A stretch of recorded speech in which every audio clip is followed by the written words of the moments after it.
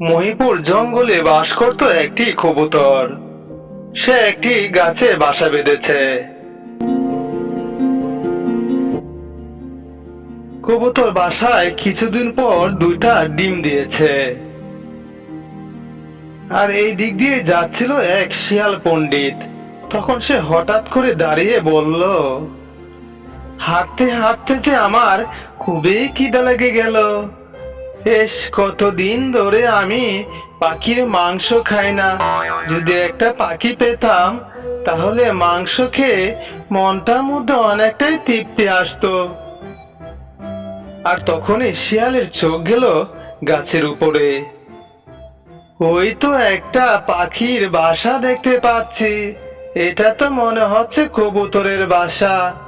আর তো দেখছি দুইটা ডিম। আমার তো পাখির মাংস খাইতে ইচ্ছে করছে। ডিম তো আমি খাবো না। কিছুদিন পর আমি আবার আসবো। তখন হয়তো ডিম ফুটে বাচ্চা বের হবে। এই বলে পণ্ডিত শিয়াল এখান থেকে চলে যায়। কিছুদিন পর কবুতরের ডিম থেকে ফুটফুটে দুটা বাচ্চা হয়েছে। আর তখনই শিয়াল পণ্ডিত গাছের নিচে এসে বলছে, আমার কথাই তো ঠিক হয়েছে। এই তো দেখতে পাচ্ছি কবুতরের দুইটা বাচ্চা হয়েছে। দেখতে তো খুবই সুন্দর লাগছে। কবুতরকে আমার এখন যেভাবেই হোক বোকা বানাতেই হবে। এই বেটা কবুতর, তুমি কেমন আছো? হ্যাঁ শিয়াল ভাইয়া, আমি খুবই ভালো আছি। তুমি কেমন আছো? আমি একটুকু ভালো নাই। আমার যে পাখির মাংস খেতে ইচ্ছে করছে। আমি বলছি কি, জলদি করে তোমার দুটা বাচ্চা নিচে ফেলো। এটা কি বলছো শিয়াল ভাইয়া? আমার দুটা বাচ্চা তুমি খাবে আর এগুলো আমি নিচে ফেলবো? এটা কোনোদিন সম্ভব? আমি তো হচ্ছে এই বাচ্চার মা। আমি তো ফেলতে পারবো না। কবুতরটি একটু বোকা টাইপের ছিল। আর তখন শিয়াল গাছের গোড়ায় গিয়ে বলল, এই বেটা কবুতর, তুই দেখেছিস আমি গাছে উঠবো, কিন্তু তুই যদি তোর বাচ্চা নিচে না ফেলিস তাহলে উপরে উঠে তোকেও খাবো, তোর বাচ্চাকেও খাবো। কবুতর তখন সে ভয়ে তার নিজে বাঁচার জন্য তার দুটা বাচ্চা নিচে ফেলে দিল। আর শিয়াল পণ্ডিত দুইটা বাচ্চাই খেয়ে নিল।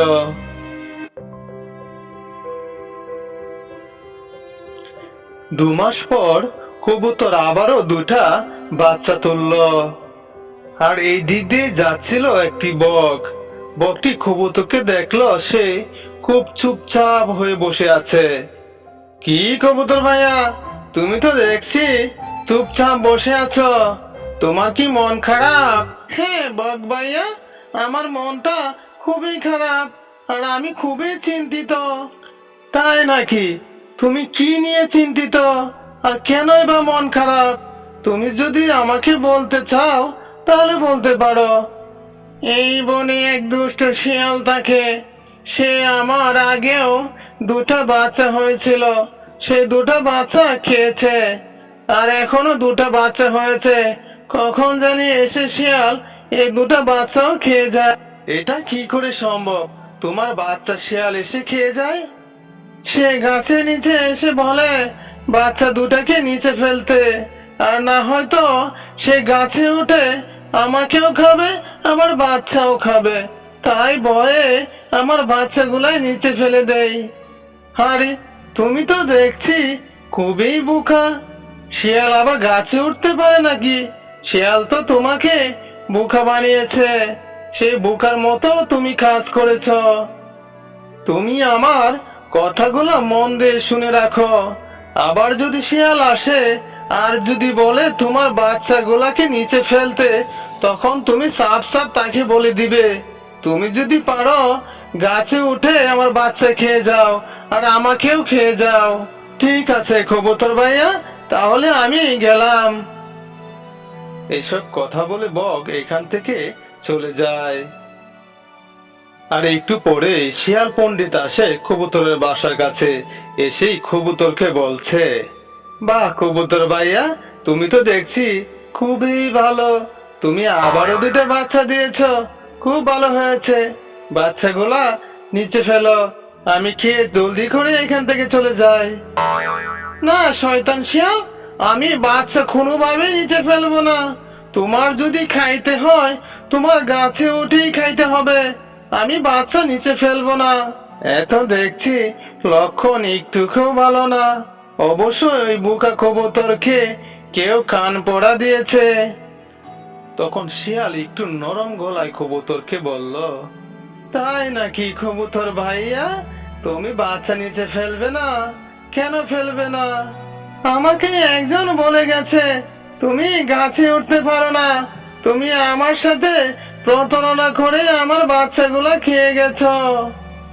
তাই নাকি কবুতর ভাইয়া, তোমাকে বলে গেছে আমি গাছে উঠতে পারি না? কে বলেছে শুনি? এদিক দিয়ে একটি বক যাচ্ছিল, আমি মন খারাপ করে বসে আছি, ওইসব দেখে সে জিজ্ঞেস করে আর আমি সব বলে দেই, আর তখন সে এসব কথাই বলে যায়। ও তাই নাকি কবুতর ভাইয়া, বক তোমাকে এসব কথা বলেছে? কিন্তু বক তাকে কোথায়, তুমি জানো নাকি ভাইয়া? হ্যাঁ জানি, সে ওই নদীর পাড়ে থাকে। এইসব কথা বলে শিয়াল চলল বকের কাছে। গিয়ে দেখলো বক পানির দিকে ফিরে তাকিয়ে আছে। তখন শিয়াল পণ্ডিত নরম সুরে বকের সাথে কথা বলা শুরু করলো। এই বক ভাইয়া, তুমি ওই দিকে ফিরে কি দেখছো? ওই দিক ফিরে আমি মাছ খাওয়ার জন্য দাঁড়িয়ে আছি। তাই নাকি বক ভাইয়া, তুমি মাছ খাওয়ার জন্য দাঁড়িয়ে আছো এখানে? আর আমি তোমাকে অনেক জায়গায় খুঁজেছি, কোথাও পাই না। ও তাই নাকি, তুমি আমাকে অনেক জায়গায় খুঁজেছো, এখন তো পেয়েছো, কি বলার এখনই বলে ফেলো। আর তখন শিয়াল পণ্ডিত বগের কিছু প্রশংসা করতে লাগলো। বক ভাইয়া, তুমি তো দেখতে অনেক সুন্দর, তোমার পাগুলা দেখতে কতই না সুন্দর। তার চেয়েও সুন্দর তোমার ওই লম্বা ঠোঁটগুলো, আমার কাছে দেখে খুবই ভালো লাগছে। শিয়ালের মুখে প্রশংসা শুনে বক খুবই খুশি হলো। বক কোনোভাবেই বুঝতে পারলো না যে শিয়াল তাকে পটানোর চেষ্টা করছে। তাই নাকি শিয়াল ভাইয়া, আমি খুবই সুন্দর, তুমি একটু বেশি করে বলছো মনে হয়। না বক ভাইয়া, আমি একটু খুব বেশি বলিনি, মনে হচ্ছে আমি তোমাকে কিছুটা কমই বলেছি। আচ্ছা বক ভাইয়া, তোমার এই যে লম্বা ঠোঁট, সেটা তুমি ঘুমানোর সময় কিভাবে রাখো, আর ঘুমাও কিভাবে? আমি যখন ঘুমাতে যাই তখন আমার ঠোঁটগুলা আমার ওই পাখার নিচে ঢুকিয়ে রাখি, ঢুকিয়েই ঘুমিয়ে যায়। কি বলছো বক ভাইয়া, তোমার এই লম্বা ঠোঁট তোমার পাখার নিচে রাখো? আমার তো মোটেও বিশ্বাস হচ্ছে না। হ্যাঁ শিয়াল ভাইয়া, আমার এই লম্বা ঠোঁট আমার পাখার ভিতরে রাখি। তোমার যদিও বিশ্বাস হচ্ছে না, তাহলে আমি তোমাকে করেই দেখাচ্ছি। এসব কথা বলে বক তার এই লম্বা ঠোঁট আর মাথা পাখার নিচে ঢুকিয়ে দিল। আর এই পণ্ডিত শিয়াল লাফ দিয়ে বকের উপরে পড়ে বককেই ধরে খেয়ে নিল। এবার বুঝেছো বক ভাইয়া, তোমার কেন এত প্রশংসা করলাম? মানুষকে বুদ্ধি দাও, বুদ্ধির পরিণাম কি হয় দেখো।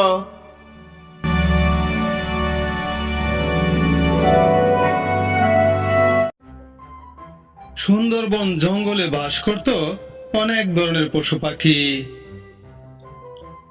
আর এই বনেই থাকতো এক রাক্ষস গরু। বনের সবাই এই রাক্ষস গরুকে ভয় পায়, আর সবাইকে দিয়ে তার শিকার করায়।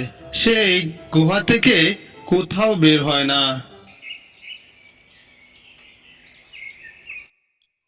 একদিন সকালবেলা রাক্ষস গরুটা তার গুহার সামনে দাঁড়িয়ে আছে।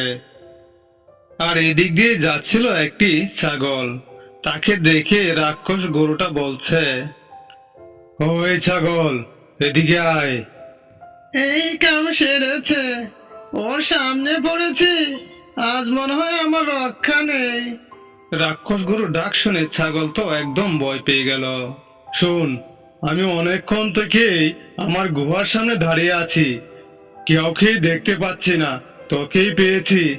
জলদি করে যা, গিয়ে আমার জন্য খাবার নিয়ে আয়, আর না হয়তো তোকেই কিন্তু খাবো। শুনেছি এটা রাক্ষস গরু, তার মধ্যে কোনো বুদ্ধি টুদ্ধি নাই। আমি হচ্ছে একটা ছোট্ট ছাগল, আমি কিভাবে তার জন্য খাবার আনবো?